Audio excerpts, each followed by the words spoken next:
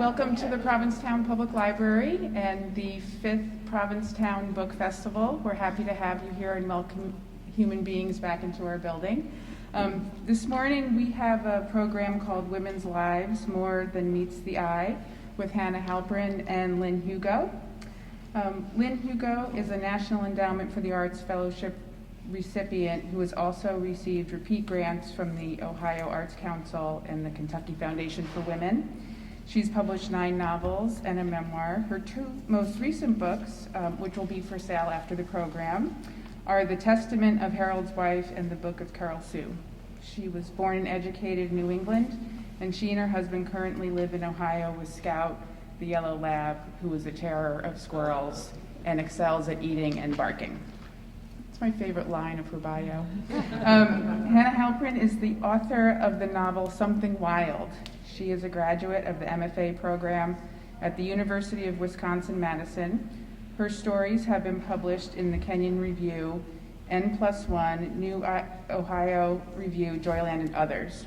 She's taught fiction workshops at Grub Street in Boston and worked as a domestic violence counselor. Please welcome Hanna and Lynne.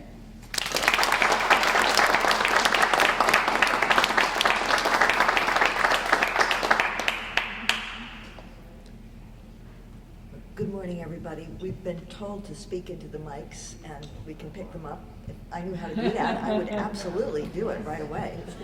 Kind of. I guess. Although I'm going to read, so I don't. I think I'm going to have to. Okay. I'm going to have to wing it. Are you going to be here to go? I'm here. Okay. Can I suggest something? They could read out the podium. Oh, I'm just going to read a paragraph. Thank you. That's a great suggestion, but I'd be up and down. So full disclosure, Hanna and I met last night to discuss what our books had in common, and it was hard to stop finding things that were themes that we picked up. And I apologize because I feel like my back is sort of to some people, and I really want to be inclusive, which is a little difficult to aim into the mic and yeah. So we found a starting point, a question to discuss, and to do that, I'm going to read the opening paragraph of Hanna's novel to you. This is the cover. Of course, helps if I knock over the mic to start off. It's a really classy move. This is the cover, Hanna's novel. Can you see it? When they were young, Nessa and Tanya Bloom played a game where they chased each other up the stairs of their house. Whoever was doing the chasing would get close, just at the heels of the other, reach out and grab her ankles, pinch her sides, smack her butt. It was fun at first, the thrill of running away, the thrill of chasing. They'd laugh, giddy with the fight or flightiness of it, until the one being chased would scream, "Stop, I'm getting the wild thing." Now I'm skipping to the last paragraph of this. It's a de facto prologue, it's what I call it, not be. The worst the wild thing had ever gotten, the time she and Tanya never talk about, not even to acknowledge it happened, was the night at Dan's house 14 years ago. The worst mistake Nessa thinks of her life.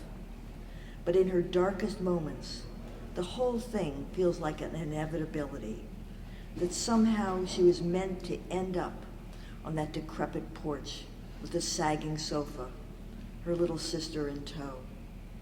All her life, that was where she had been heading.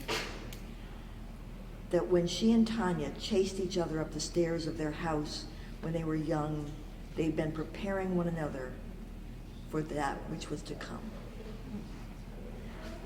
So when Hanna and I were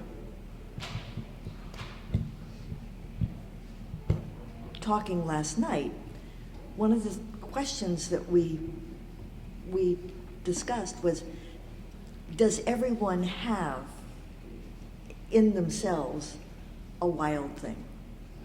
And is the question,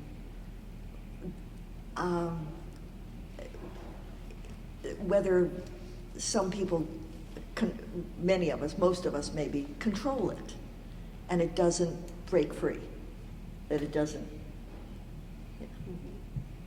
Yeah, so we spoke about this, and I chose to sort of open up my novel with this description of this very weird, strange feeling that these two sisters experience, and it's kind of this unnameable feeling. And I remember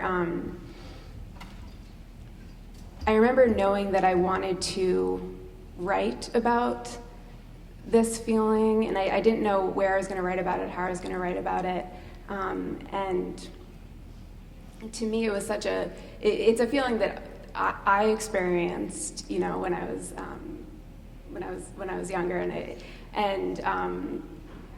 it was, you know, I find that in fiction, sort of like the weirder and more specific you get, people tend to say, oh yeah, like I recognize that. And then some people are like, I don't know what you're talking about.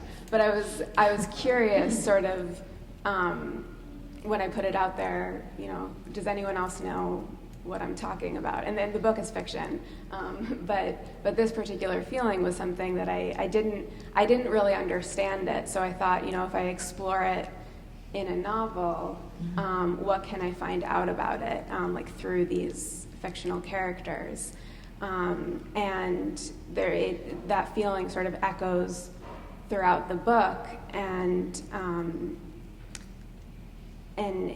yeah, I mean, I'm not sort of answering this question of, you know, when you feel it, sort of, do you act on it? Can you control it? And for me, I became really interested in particularly girls having this sense, almost the sixth sense of danger before they actually understand what danger means. And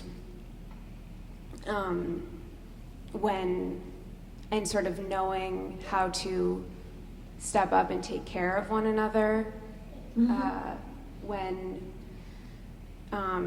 danger does inevitably enter into their lives. Both of us have, in both novels, there are sisters, and the sisters torment each other, as sisters do, but they also take care of each other. So there's that. But one of the things that appears in both novels, or in my earlier novel, the Testament of Harold's Wife particularly, there, and in Hannah's novel quite a bit, there is male-female violence. And so that wild thing, where we see that wild thing break through, and both of us are interested, you know, in that idea. Is that in everybody? And do some people just, are they unable to, or unwilling to? Do they not feel a need? Do they give themselves permission to not control it appropriately? Yeah.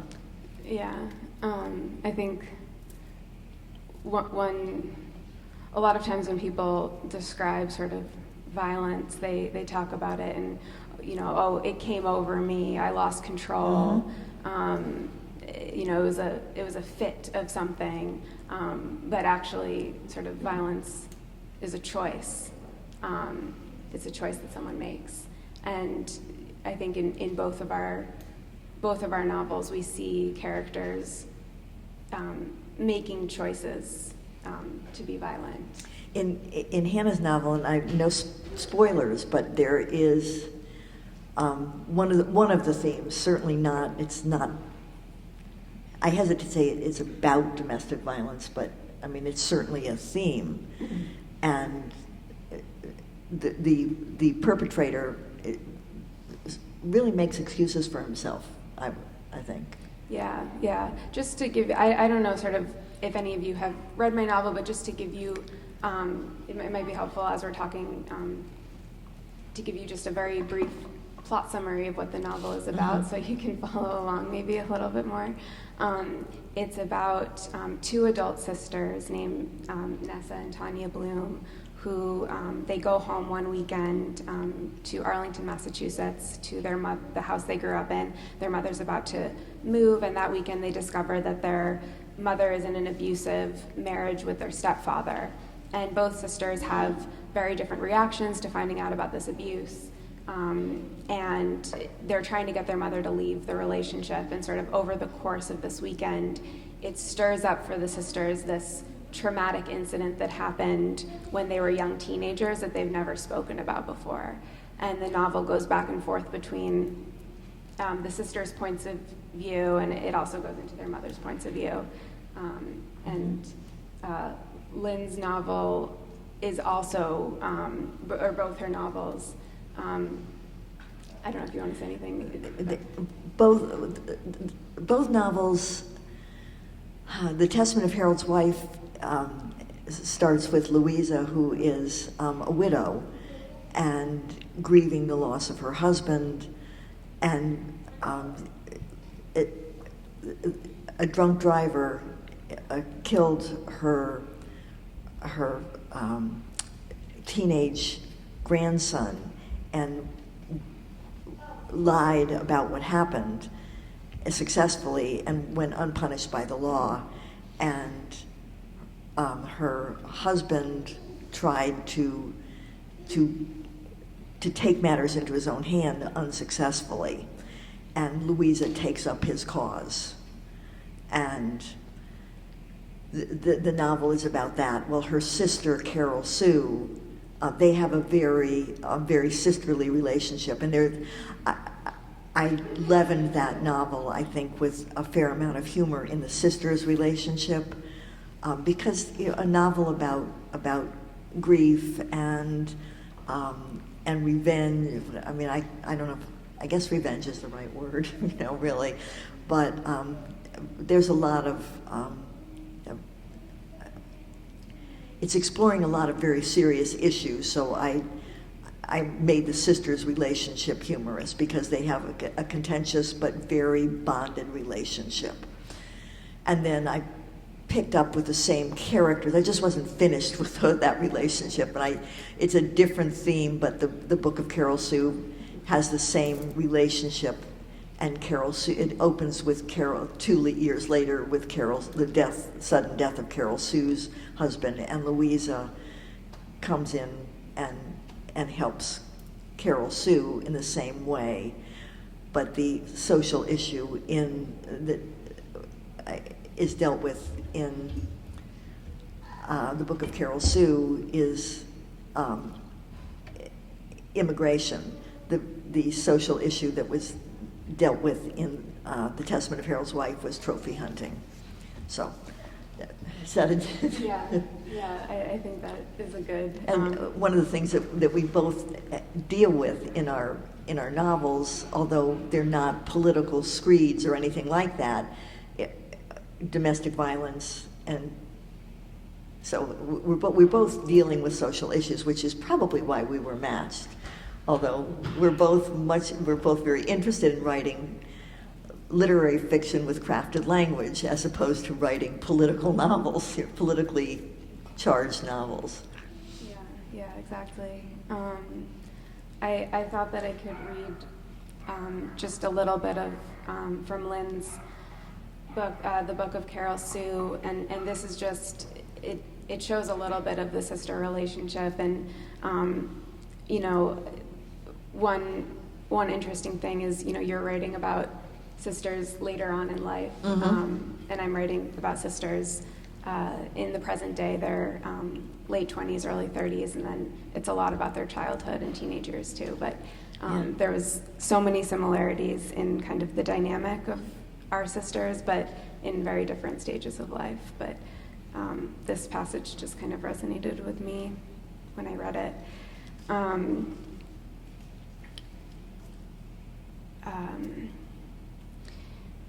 Okay, so no, avoiding men didn't have anything to do with children anymore.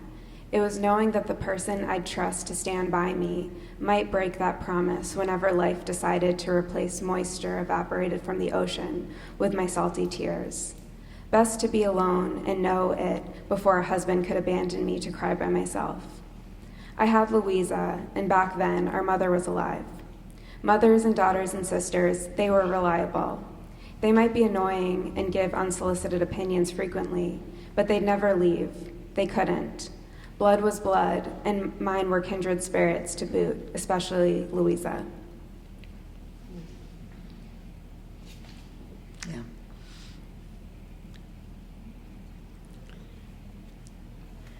So you're right. We were taking these sister relationships in different generations, but there's a tremendous similarity in how they deal with one another.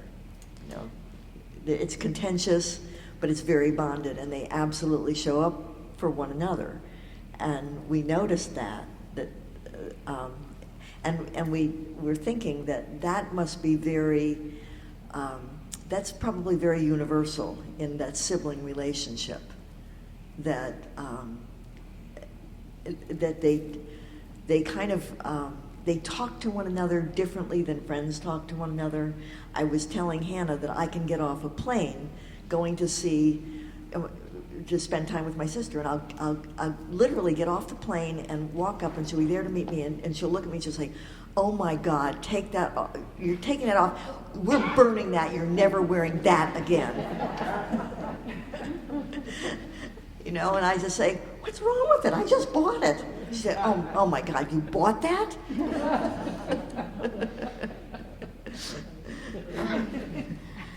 Yeah, so, but both of our novels are sort of, there's like this immense trauma going on, like this, it's like in the face of tragedy and immense trauma,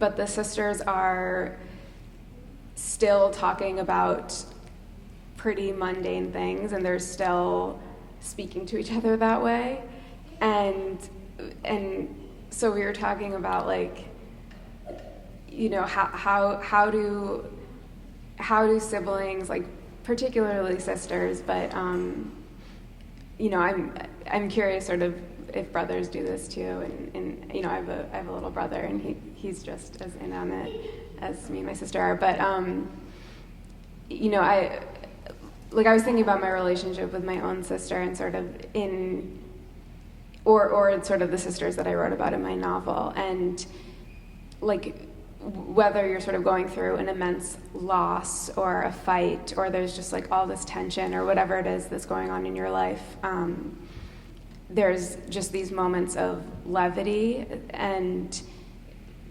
how that how you can sort of be going from these different states of whether it's like bickering, making fun of each other,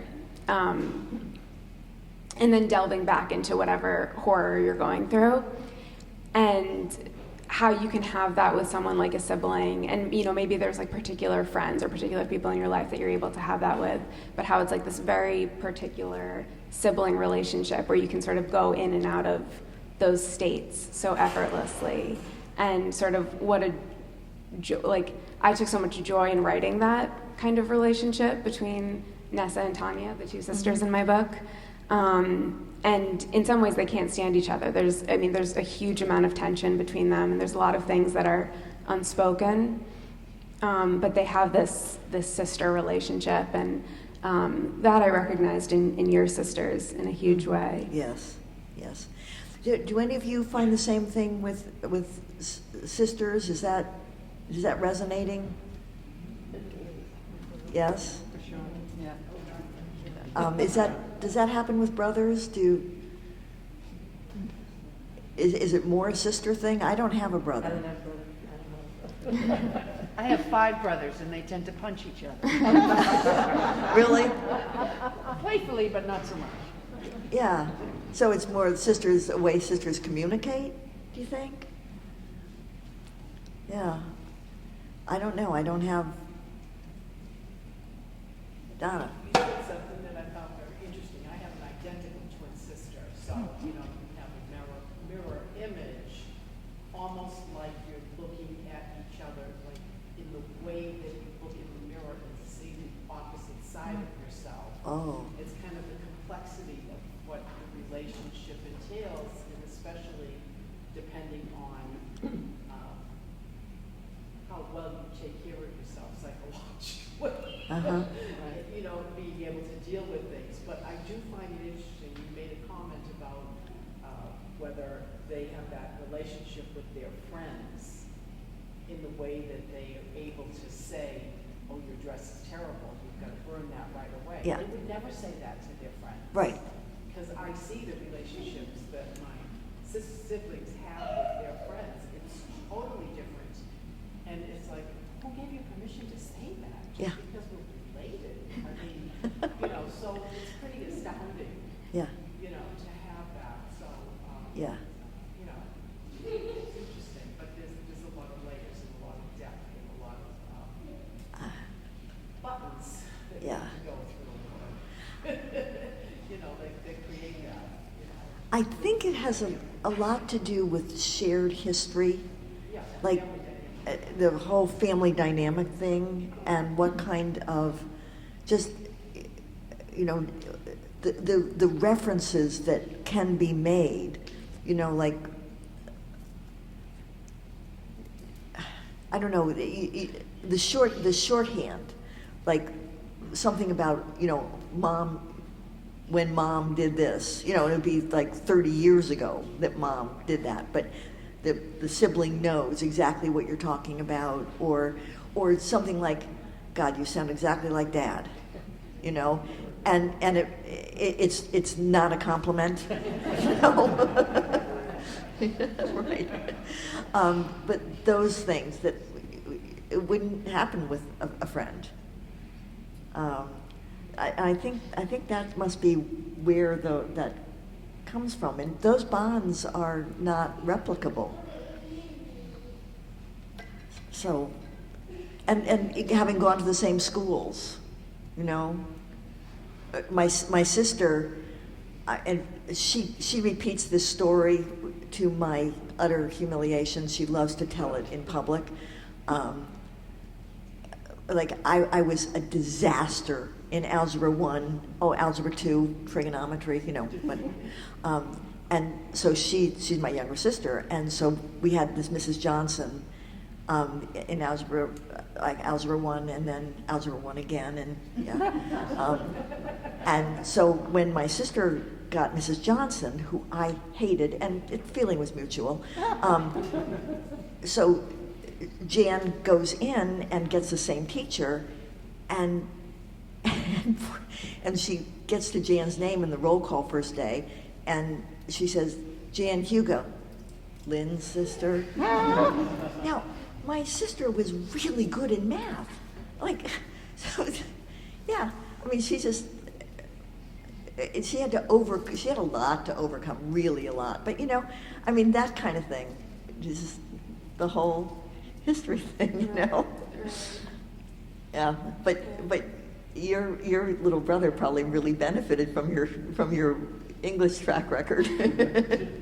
Yeah, I mean, not my math record, but yeah, it's that language, and it's those shared reference points, and you know, to speak to your thing about the dress and sort of being able to be completely honest. My sister is the only one who I'd actually ask, like, does this look good or bad? Because she's the only one who would tell me completely honestly. So, and she would say it very, very bluntly. Yeah. So, yeah. Yeah.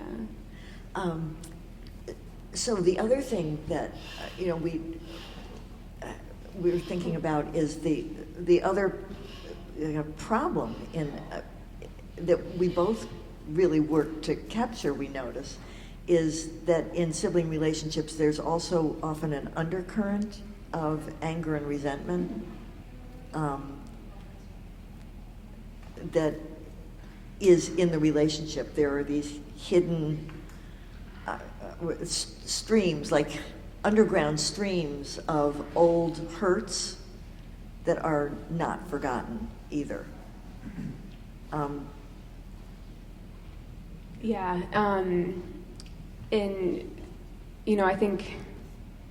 I think an interesting thing in fiction or in stories is, maybe you expect those things to eventually be worked out, or you expect there to be a conversation about it, or maybe that never happens. And I think one of the interesting things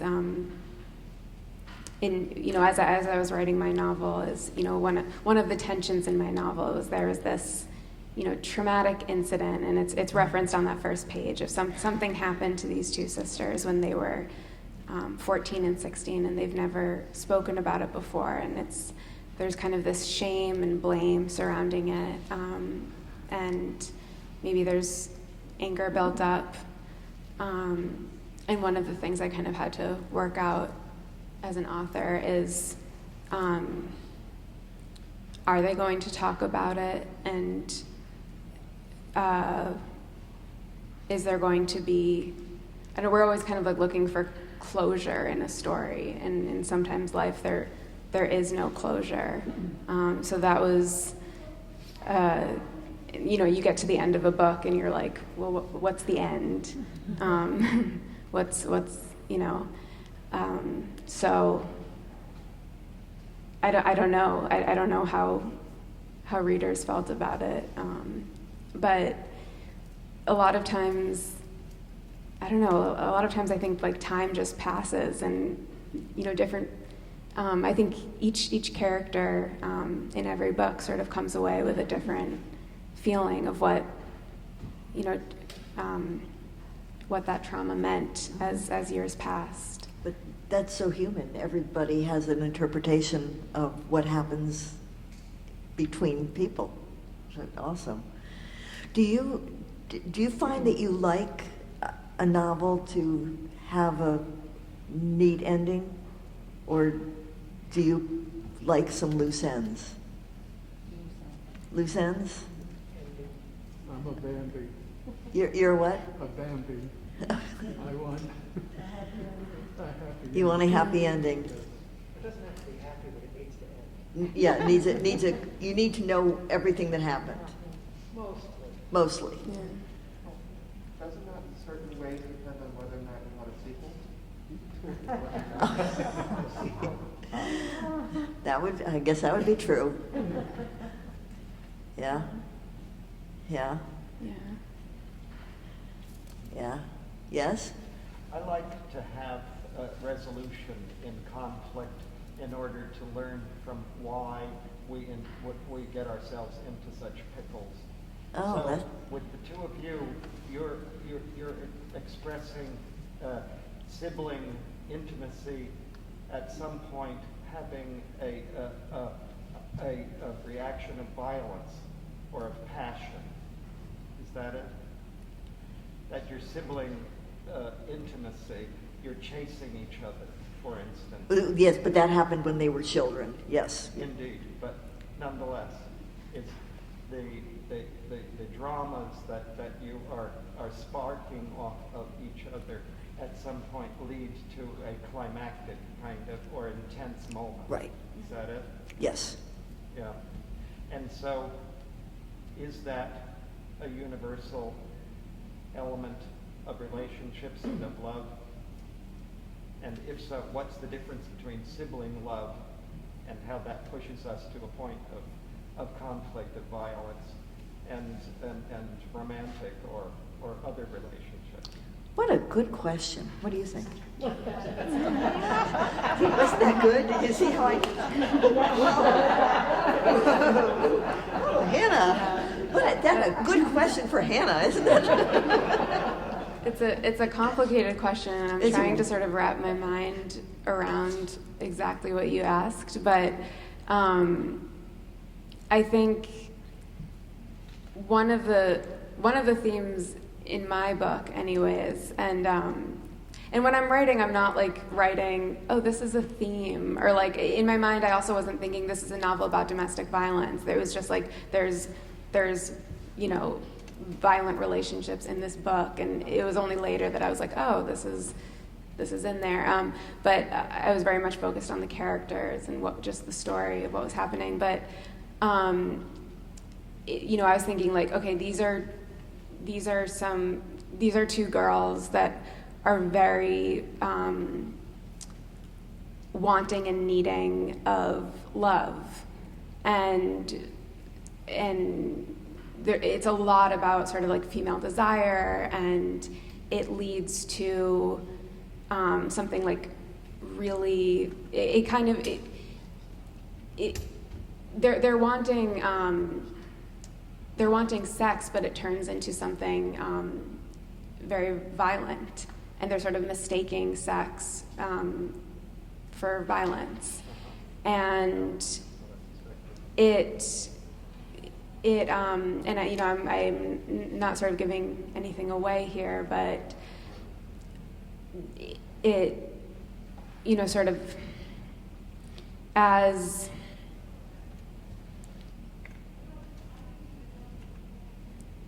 that sort of enters into they're sort of absorbing things that's happening in their parents' lives and their parents' relationships. They're absorbing messages they're receiving just in the world, and as that sort of infiltrates this like very close and very sweet relationship between them, it really challenges them and challenges what was, they were very, very close as girls, and then things get very complicated. And I think that happens between girls a lot. I don't know if that answers your question at all. I think another answer to that is that in literary fiction, you're right about that. It's the intimacy sparks conflict, and then it comes to a climax, and there's a resolution to that, but it's always, unless there's death, it's a temporary resolution because the relationship is ongoing. But you want a sense that something has been resolved in that particular conflict, and then you assume that the relationship has knit together or has decided to separate.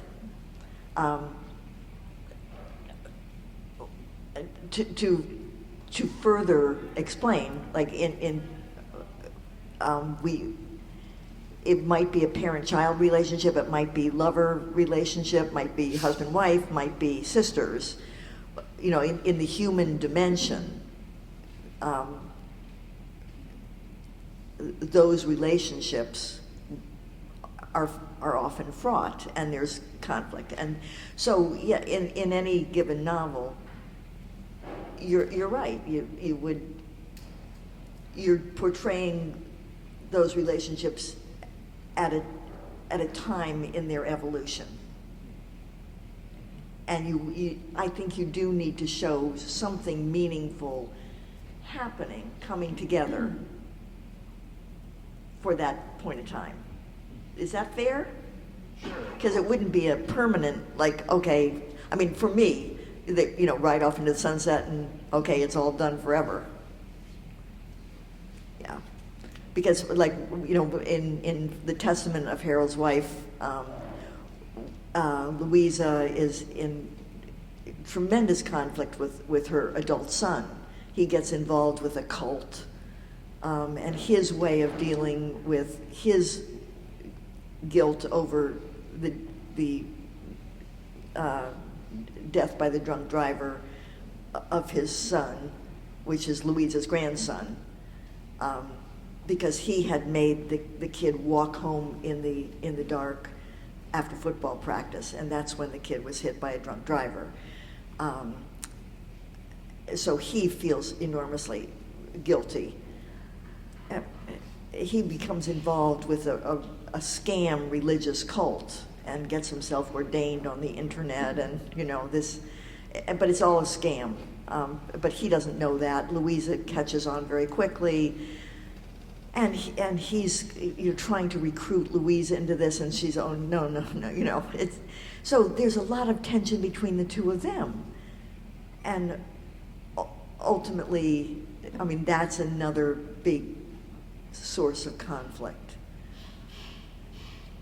But again, there's no, you see that being worked through between them, but is there a permanent resolution? Of course not. How did you write that mother-son relationship, and how did you, I mean, there's a lot of sort of like these themes of ambivalence about motherhood and wanting of motherhood. How did that? Well, I'm a mother, so I know a lot about being ambivalent about kids.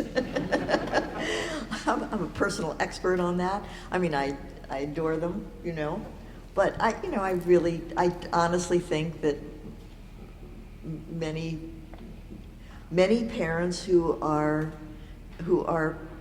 parents with years of experience have some experience, if they're honest, about having some frustration with their kids.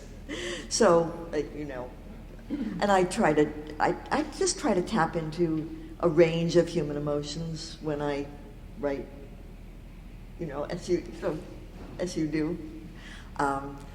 And then with the one of the things we notice is that when we're discussing commonalities in our novels, is that there's also a tremendous drive in our women to mother, to nurture, and to a real longing to mother and to be good mothers, but also a fear of screwing it up. And Lorraine, the mother of Tanya and Nessa, does damage. Well, if you're a mother, welcome to the club. You've done damage somewhere. You've screwed up something. And just ask your kids. They'll give you a list. It's probably saved on a computer hard drive, and might even be on the internet.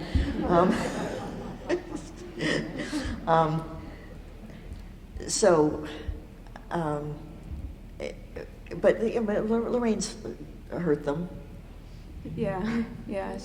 I think she's hurt them. If you read the book, there's a lot of flashbacks. There used to be a lot more. There was like 300 pages of flashbacks that I cut.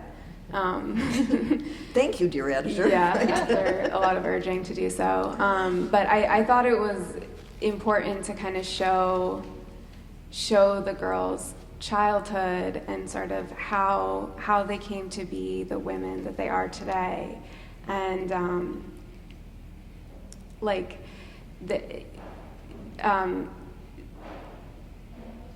it's, Nessa and Tanya, these two sisters, are very different women, and you see that they're treated in kind of these different ways in their family. They're kind of given different roles, and part of it is you see that they're mostly raised by their mother, Lorraine, and Lorraine is someone who, in some ways, she's not having her own needs met, and so she turns to one of her children to sort of fill those emotional needs, and that child is the older daughter, Nessa, and it was, one of the things where Nessa kind of becomes that, emotional support for her mother, where Tanya is kind of allowed to be the kid. And, how does that childhood sort of follow? That in itself is its own trauma for a kid. And how does that follow that into adulthood? Lorraine was a complicated character for me to write because she's going through a huge amount of trauma in her own life, but she has done damage to other people too, her own children. I wanted to kind of show, and her I think her kids feel, her daughters feel there's ambivalence towards her, and you find out right at the beginning of the book that her younger daughter Tanya is pregnant, and she's feeling really ambivalent about being pregnant. Her husband's like so excited about it and wants to have the kid, and she's, by having a baby, that makes her feel somehow more tied to, her family and her mother and her sister, and as close as she feels to them, she also feels like repulsed by them in some ways. And so there's a huge amount of ambivalence that they all feel towards each other. No, and CarolSue, this is mainly some of it's in the first novel, in the Testament of Harold's Wife, but some is mostly in the second. CarolSue had lost 9 babies, 8 babies, and then had a stillbirth, and she has this, and then her husband left her, saying he couldn't bear anymore, and she has this enormous grief, a wellspring of grief, and then after she remarried, a very good marriage, he died, and that's where the novel opens.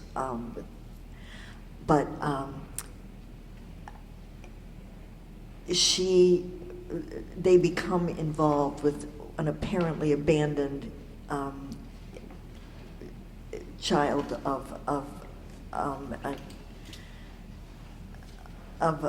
an immigrant who's in hiding, but they know nothing about the mother, and they don't know she's an immigrant. Gary knows, Gary, Louisa's son, but he's involved with this. So CarolSue latches onto this baby and wants to raise her, and is just a wonderful mother. And CarolSue's in her 60s, but this is her opportunity to be the mother that she has always wanted to be. And that's that drive to nurture, to be a mother.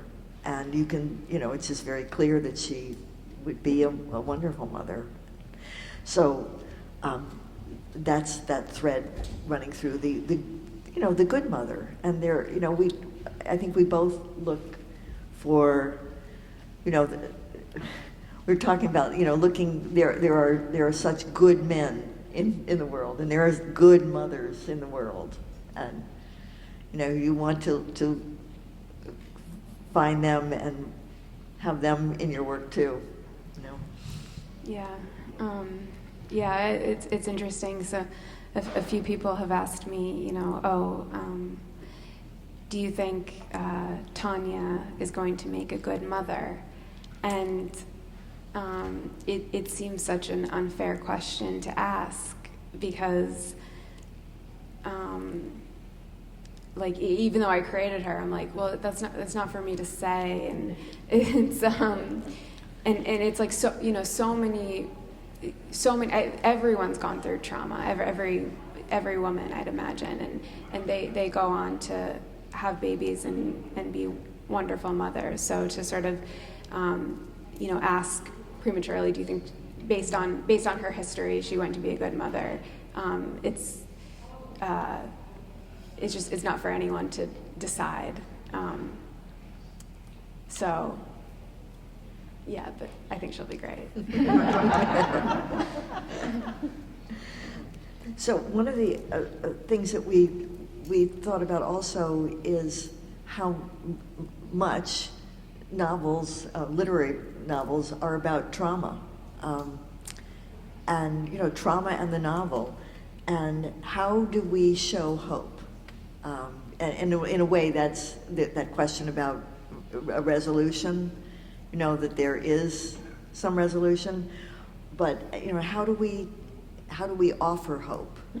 And to me, that's important to do. I don't like ending something without offering hope. Yeah.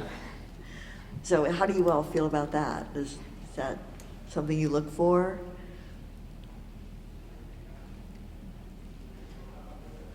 Yeah. I'm not sure it's the writer's responsibility to manage the reader's emotions, to that's a take good care point. of the reader. But on the other hand, you don't want to leave people in a place where they're like, okay, I finished that book, let me slit my wrists now. So yeah, I mean, I don't know. Maybe it's just the writer. Maybe it's just me that I need to find some hope. That could be. Yeah. I like what you said. Yeah. I mean, I think people read for different reasons, Yes. and some True. people read because they, want, an escape or entertainment, and some people read for other things, and that's okay. People can read, not everyone has to read for the same reason, and not everyone has to, my book is pretty sad, and my hope is that there's hope in it. I feel like there is, but some people are like, this is so sad, but I think everyone's gonna have a different, depending on who you are and what kind of reader you are and what kind of story you're wanting to read. It's just it's impossible. Yeah, it's impossible for us to manage that or control that. And I like what you said. Well, less in terms of managing it, but in terms of offering something. Okay, is there always? Maybe it's just that I have an editor that says, what's the takeaway? What's the takeaway? Well, I don't know, pizza. Whatever you order. The takeaway doesn't always have to be positive either. That's so true. Yeah. There needs to be something afterwards, but it doesn't always have to be good or hopeful. I guess that's right. I want to see the possibility, but not necessarily. Mm-hmm. I think for me, I find I like reading when I recognize something where I'm like, oh, I felt that, or it's so exciting to me when there's something in a book that I'm I haven't seen that articulated before, but that is something that I recognize. Mm-hmm. And it doesn't have to be good. It can be weird or depressing or sad, but I still find that exciting or interesting or uplifting, and I don't a happy ending will sometimes feel I'm that. Well, that doesn't feel true. I want it to feel somehow true. Mm-hmm. That's a good point. Grant? If I may ask, since you're touching on this, Hanna, I've not read your novel yet. I've only read the book of CarolSue, but we both talk about memory and the through line of memory. And how did each of you, I don't mean to pry, but how did each of you keep track of that history? You each have different points of view that are expressed different characters talking different times in the novel. Things get revealed at different times in the novel. Is there a physical way that you track that? Or was it all in your head? Oh. I was just curious, if you have a bulletin board, this is when this person is, if you use sticky notes, what do you do? I'm just so curious. Okay, the question is, how do we keep track of what gets revealed by whom when? Okay. Do you want to go first? No. And Hannah has a question. I'm like not a planner when it comes to writing, so I'm usually just, writing and trying to keep it all in this like one very messy document. And then I think I reached a point like a few years into writing it where I'm like, okay, I have to make a timeline. Like it's getting out of control. So I did make a timeline where it was like every year I was keeping track of this happens then. And, it got to a point where, because there's a piece of my novel where something is getting revealed over time, and that became very tricky for me as a writer because I know everything. So I no longer know. I'm like, is this interesting or suspenseful? Like, I don't know, because I know.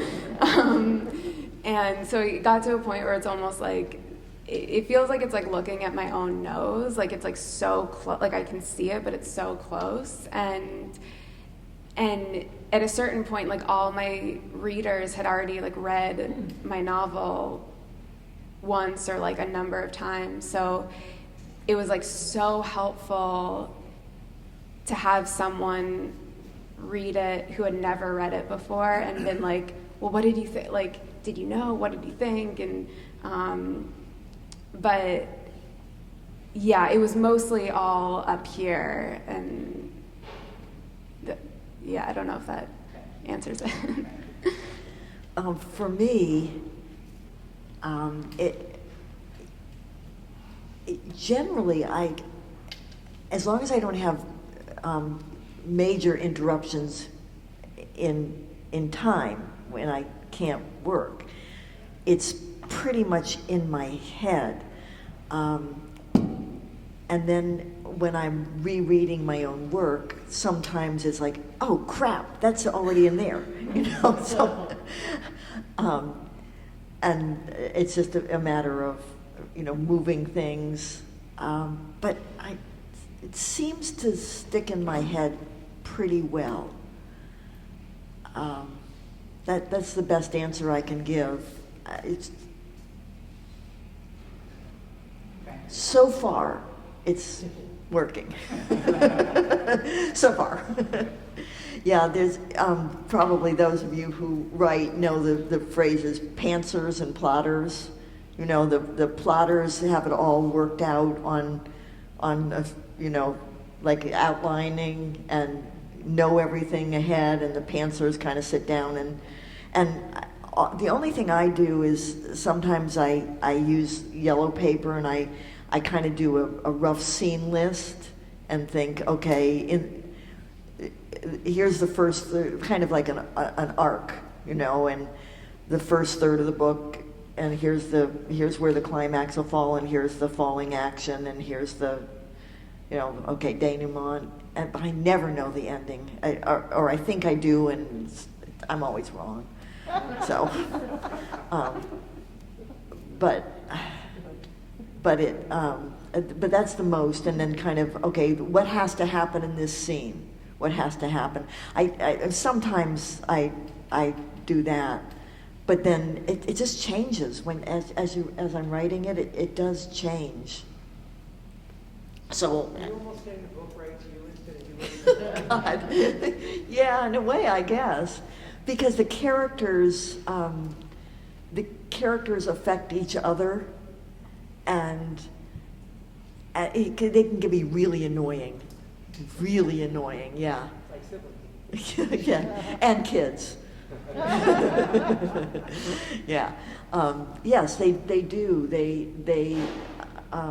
And they really do grow, and they as I try to add details and make them more and more rounded, then I find that they get deeper and richer, and it just changes. And so I try not to be too married to something I thought was going to happen, because if I'm sticking to that, then it's not as deep. So let it evolve. That's kind of an act of faith too. And I in my head, I think it must be sort of like painting, you know, that maybe like any art, there's an act of faith to say, you know, it'll come, maybe. So we'd like to know what questions you might have. Yes.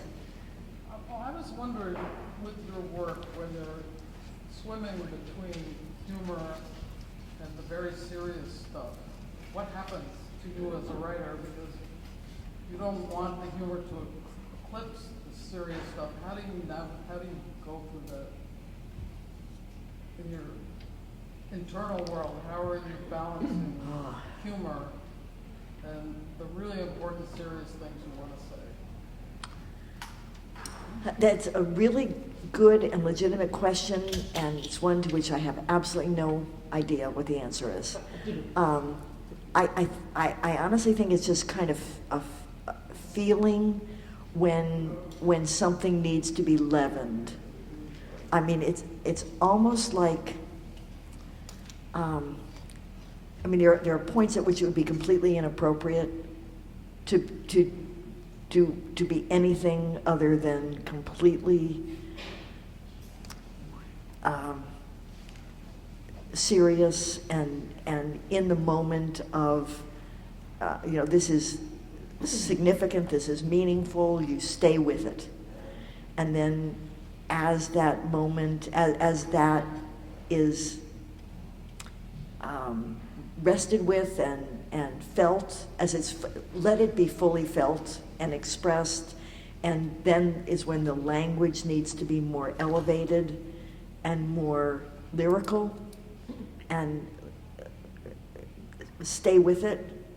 And then when that's finished, it probably needs to be leavened with something lighter, because the deeper that is, and the more, depending on how much pain there is in it, especially if it's about grief, then people need to breathe. That's probably my best answer with those two books, because there was so much grief in those two books that I felt it needed it. Yeah. So when you sat down to write, one, did you know the story ahead of time? And two, did you start at the beginning of your novel, or did you start somewhere else? So the novel started out of a short story that I had written, and the short story was surrounding this traumatic event that, you know, you find out eventually about these two teenage girls. And so I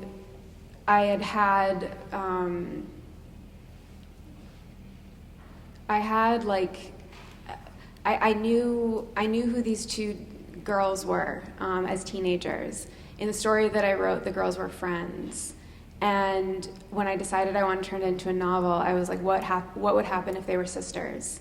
Because in the story I wrote, after this traumatic thing happens, it's so upsetting to them that they drop out of each other's lives. They're friends, so they can go their own separate ways. And then I was like, well, if they're sisters, it's harder to leave one another because you're in the same family. And I started, asking myself all these questions about who their family was, who their parents were, and like specifically who their mother was. And it became a lot bigger. And so I was like, well, I know who they are as teenagers. And I immediately had a sense of the sister dynamic as teenagers, and I also had a sense of who they were as kids. And then I think I really started with the childhood stuff. And as I was in that first draft, it was so much more about their childhood. And then it was really through revision that I was like, this is actually going to be more about them as adults. Did you know where you were gonna end up? No. I just wrote, sorry, that was the timer to start questions. But we're there. I didn't know where I was going to end up. I sort of had all these pieces. I was like, you know, this is, you know, this is roughly what's going on in their lives as adults. This is what was happening as kids. This is what happened as teenagers.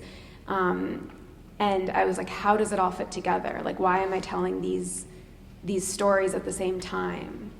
And that's what was interesting to me about writing the novel.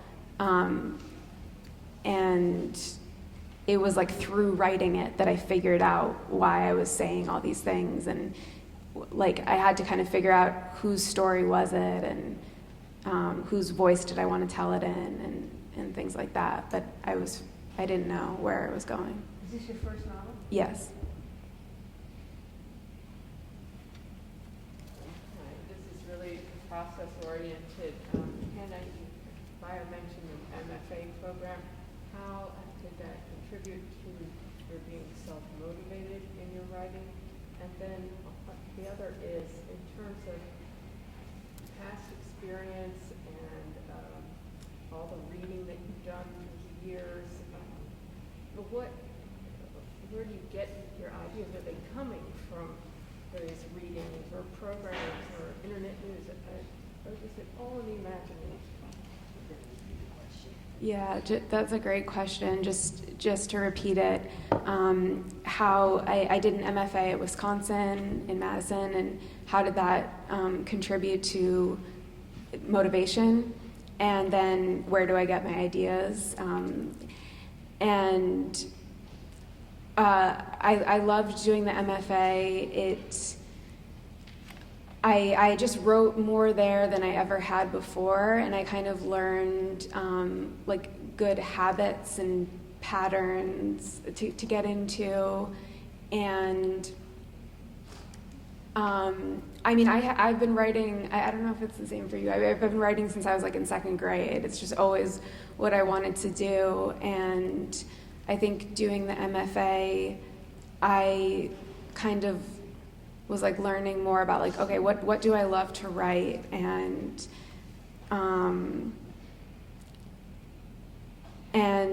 I was just like, oh, I'm like way happier when I'm writing all the time. Like I know that about myself. So, and it doesn't always happen. Like there's periods where I'm like not writing and I'm like, okay, I think I'm done. Like I don't think it will ever happen again. But then it does, and it's like, oh, this is so good.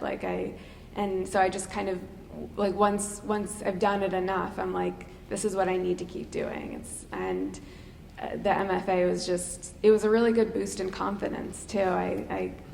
Just to be surrounded by all those readers and writers, and you know, I've always sought out classes, and it was just doing that all the time was great. It's like very supportive as compared with Crack the Whip and something like that. Yeah, it was a supportive atmosphere. It wasn't like this, you know, cutthroat, like let's make each other cry in workshop. It was it was, and my friends there were my first readers of the novel. Like we've stayed in touch, and I really trust them, and you know, I read their stuff, and it's just so nice to have that group. And I get a lot of my ideas just like from the novel is fiction, but like from my life, and I don't know where I get the ideas from. That's a really good question, but I just like pick stuff up from, I'm just always I'm just like an observer and an absorber, and just from people and myself, and I don't know. Yeah. Beware in restaurants, because we eavesdrop a lot. Seriously, we do. Yeah. When you were talking that your novel has a lot of flashbacks, do you tend to write chronologically the way you want the book to be, chronologically the way things happened, or is it kind of random? Yeah, I know, sorry. Yeah, I tend to usually write like how I want the book to be, and I think I play with time quite a bit. So it's usually not like chronological. So I'm always kind of going back and forth with time, but usually I have a pretty good sense of what's going to come first, and sometimes I'll move stuff around a little bit, but. And if I may, so when you were both talking about changing a book and it doesn't end where it's expected, do you find that the flashback somewhere 6 months into writing the book, something all of a sudden happened 10 years ago, oh my God, I've got to change everything else in the present? Does that happen to you? Or are you more disciplined with that? Does that happen to you? No, usually it would be having a flashback that illuminates something that just happened in the present. So you're under enough control of what you wanted to do by the time you start writing a flashback? Oh, I wouldn't describe it as control. I would say trying to gain control would be closer to it. Kind of grasping for the surface of control, but yeah. But if I would be afraid of a flashback taking control and changing everything. That doesn't really happen. Let's see. I'm going to say no. Definitively no. Definitively no. Yeah. Yeah. Earlier, somebody talked about, how maybe the only time you don't really want closure is if you're going to have a sequel. As it happens, you kind of have a sequel. The book of CarolSue really follows after Testament. Yeah, Testament of Harold's Wife. Did you know you were going to do that? And did you leave stuff out of the first book to put in the second book? No, I honestly no. The Testament of Harold's Wife did well, and that was a lot of. It had a really good reader reaction, and it was more internal that I just loved those characters and loved their interaction, and I just kind of wasn't done, and I knew that there was an easy pickup place if I just skipped 2 years and picked up later, that I could do it. But no, I didn't, there wasn't anything that was kind of unfinished, I don't think, so no. I wasn't thinking I was going to write some kind of a series or something. I'm not a genre writer or a series writer, but so short answer, no.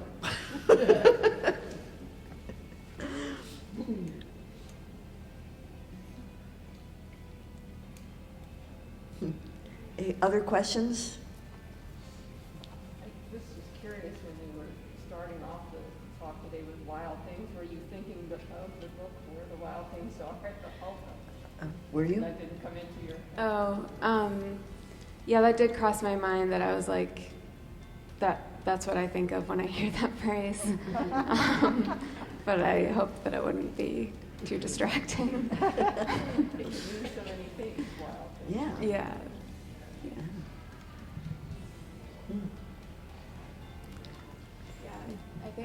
I think we can probably wrap up, and Thank you so much. Thank Thanks you. for having a conversation and letting us be a part of it.